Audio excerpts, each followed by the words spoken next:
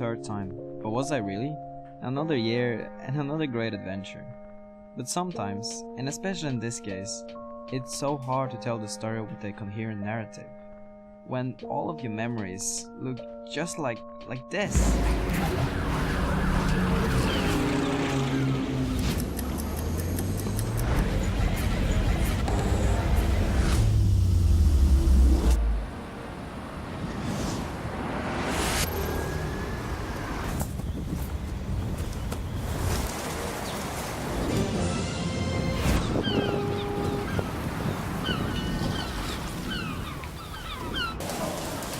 Quân của chị nè, tôi đem vô.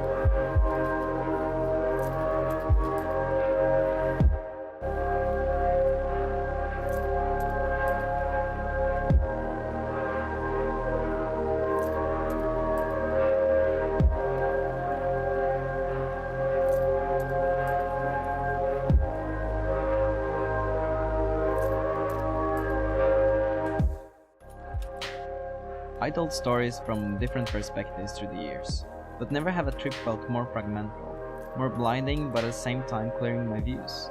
Never have I experienced so much joy, but at the same time felt lonely. I began, again quite scared in my first hostel. 2 years passed and the feeling is the same. I'm alone, far away, in the middle of a continent I'm not so familiar with. The loneliness, the state of mind, is somehow so addictive. Quite paradoxically, considering it's supposed to be scary. But in the end of our lives, when the road is at its final straight road, we only regret the chances we didn't take. And maybe that's why the paradox is so addictive for the humankind. And oh God, I'm very thankful for not taking my youth for granted and escaping from the reality as fast as I could. As one man once said, I will give you this pen and you can use it to draw something astonishing or to poke somebody's eye out.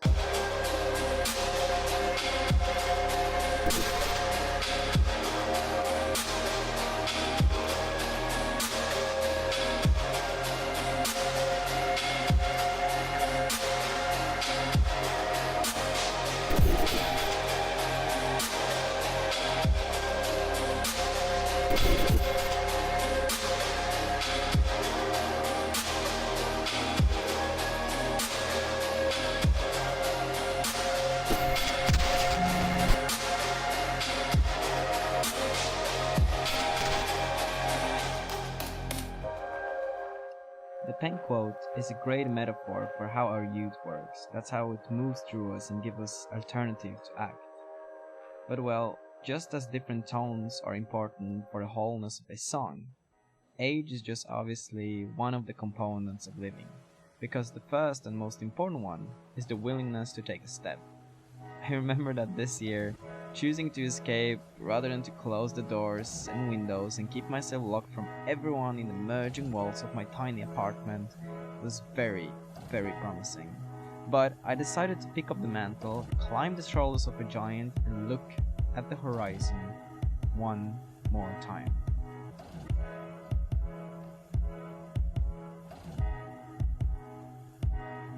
And how can you say no to something so beautiful, to white mountaintops and enjoying a walk in a heavily symbolic village, small moments in trains, and in front of cultural monuments?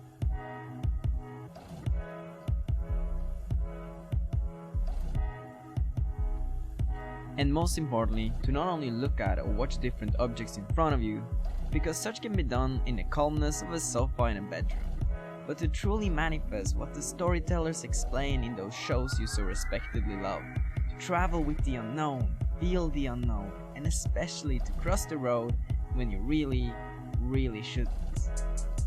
To see everything through a pair of glasses, so-called two ideal types, based upon the storyteller's blurry vision of an adventure and a quite steady and narrative vision of a traveler.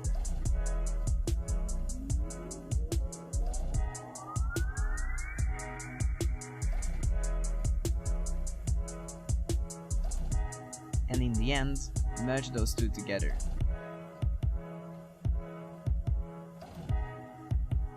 However, this year, this very special year, I found out, which is a cliche, that you should never judge a book by its cover.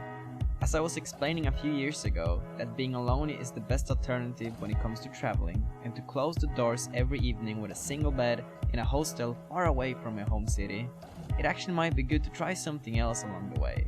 Firstly, travel alone, but along the path you should try new alternatives. Travel with someone else, maybe someone unknown and quite mysterious.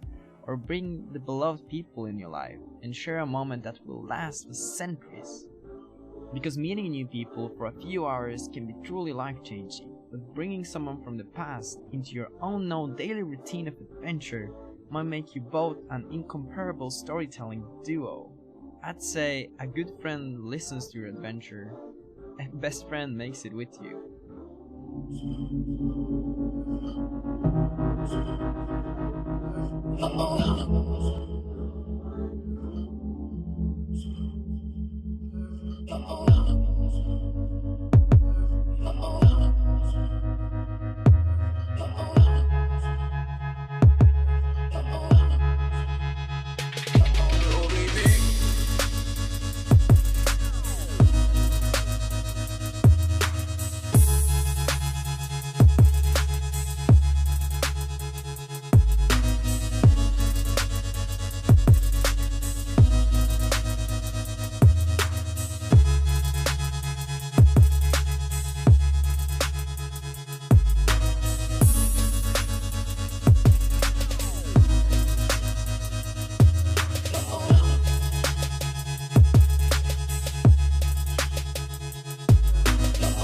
Conclusively, many people walk in and out of our lives. Often we as humans, we feel misguided, lost in space and time, searching without an end.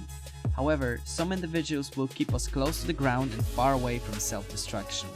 And I'd say we should try to grasp the best moments with this kind of people that believed in us and never left throughout the span of our lifetime.